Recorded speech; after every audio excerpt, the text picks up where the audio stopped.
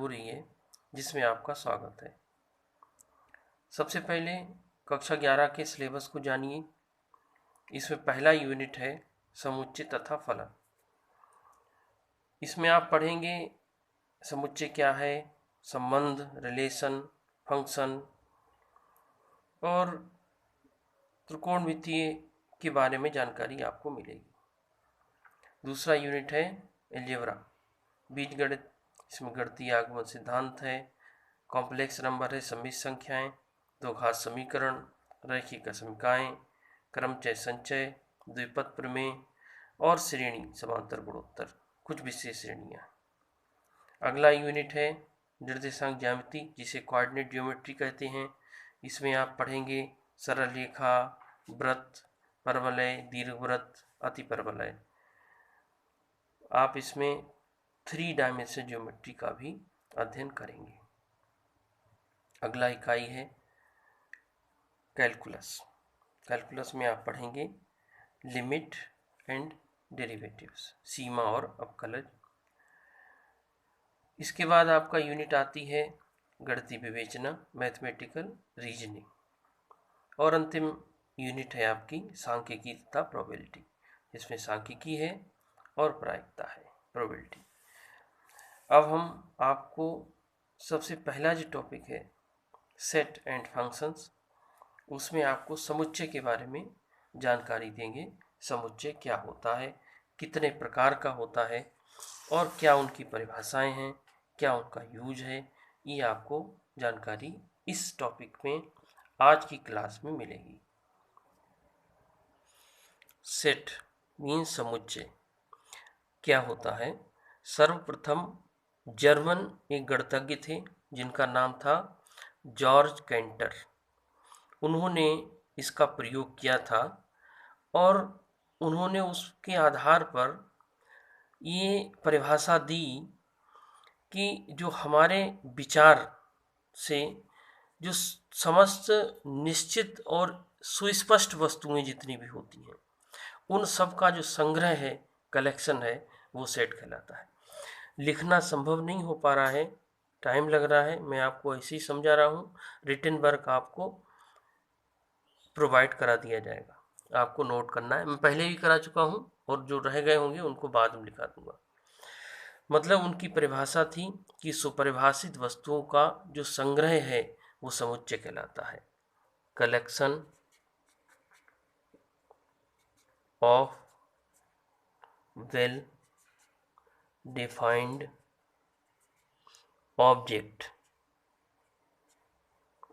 Is called set. अब इसको देखिए, कलेक्शन तो हम बहुत चीज़ों का करते हैं, लेकिन वेल डिफाइंड जो ऑब्जेक्ट्स होते हैं वो क्या मतलब होते हैं। वेल डिफाइंड का मतलब होता है कि उनकी परिभाषा जो दी गई है उस परिभाषा के अलावा कोई भी उदाहरण आपको ना मिले, वही मिले जो उसमें रखा गया है। समुच्चय को प्रायः अंग्रेजी के कैपिटल लेटर ए, बी इत्यादि से प्रदर्शित किया जाता है। और इस समुच्चय में जो एलिमेंट्स होते हैं, जो अवयव होते हैं, जो एग्जाम्पल्स होते हैं, जैसे मैं आपको समझाऊं कि यदि कोई आपसे कहे कि अंग्रेजी वर्णमाला के स्वर बताइए, कोई हम ऐसा समुच्चय बनाना चाह रहे हैं जिसमें अंग्रेजी वर्णमाला के स्वर आए, आप में से जिससे भी पूछा जाएगा वो कोई ए बता सकता है, कोई ओ बता सकता है, कोई आई बता सकता है, कोई यू बता सकता है, कोई ई बता सकता है। इनके अलावा कोई भी व्यक्ति 5 उदाहरण के अतिरिक्त कोई और एग्जाम्पल नहीं बता सकता। ए, ई, आई, ओ, यू ये अंग्रेजी वर्णमाला के स्वर का समुच्चय है। इसको लिखने के लिए मझले कोष्टक में कामा लगाकर व्यक्त किया जाता है। ये अंग्रेजी वर्णमाला के स्वर का समुच्चय हो गया। इसमें हम जो अक्षर लिखते हैं, मझली ब्रैकेट के अंदर जो कुछ लिखा है वो सब उस सेट का अवयव होता है। मान लीजिए हम इस सेट को ए से रिप्रेजेंट करें तो ए एक समुच्चय है जिसके अवयव हैं ए ई आई ओ यू।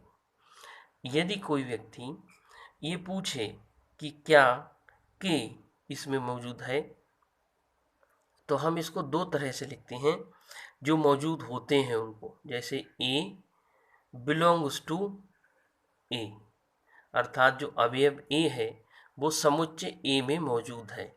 ये जो साइन लगा हुआ है इसको पढ़ते हैं बिलोंग्स टू और एप्सिलॉन के नाम से जाना जाता है, EPSILON, एप्सिलॉन।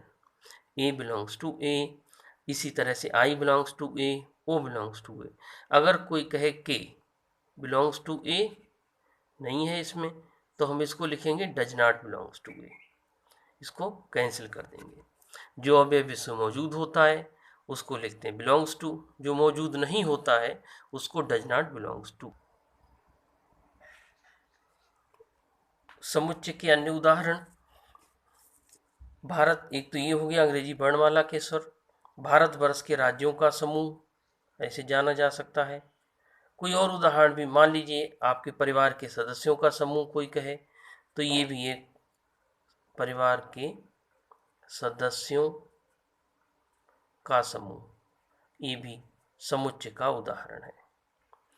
यहाँ पर एक बात और जान लीजिए आप लोग कि समुच्चय के अवयवों को गुणात्मक मीन्स क्वालिटेटिव आधार पर डिफाइन नहीं किया जा सकता।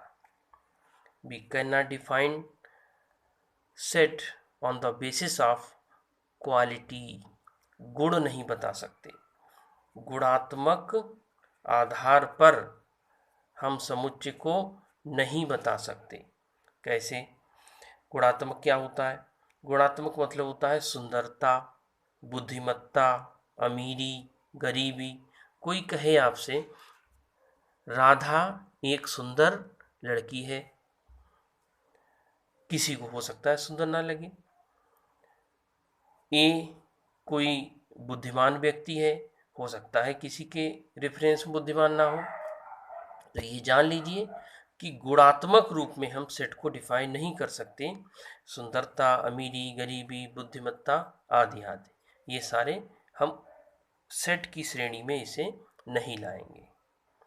अब अगली कि समुच्चय का रिप्रेजेंटेशन हम कितने प्रकार से कर सकते।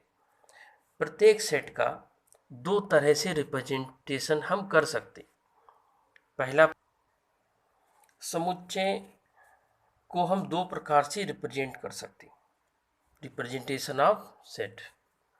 उनमें पहला प्रकार है तालिका या सूची विधि, जिसे टेबुलर फॉर्म या रोस्टर मेथड के नाम से जाना जाता है। दूसरी विधि है गुण विधि, समुच्चय निर्माण विधि, अंग्रेजी में प्रॉपर्टी या सेट बिल्डर फॉर्म के नाम से जानते हैं। अब किस तरह से रिप्रेजेंट करते हैं, जैसे अभी पीछे एग्जाम्पल आपको समझाया था उसी को आगे एक्सप्लेन करता हूँ। कोई सेट ए है जिसमें अंग्रेजी वर्णमाला के स्वर हैं ए, ई, आई, ओ, यू। ये जो रिप्रेजेंटेशन है वो तालिका विधि द्वारा है, सूची बना दी गई। इसी को गुण विधि के रूप में अगर हम लिखें, कोई सेट ए जिसका अवयव है एक्स, सच दैट, जहां एक्स क्या है?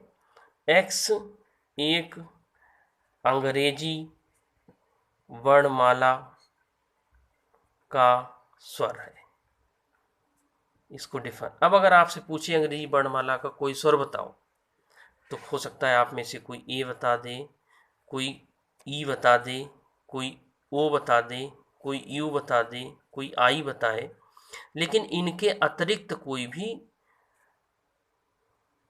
अल्फ़ाबेट नहीं बताएगा, इतने में से ही कोई बताएगा।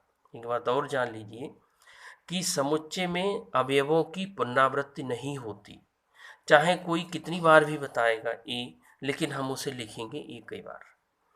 ई कितनी बार बताएगा? लिखेंगे एक ही बार। समुच्चय में अवयवों की पुनरावृत्ति नहीं होती। अगले हम आपको पढ़ाएंगे वीडियो में समुच्चय के प्रकार। कहीं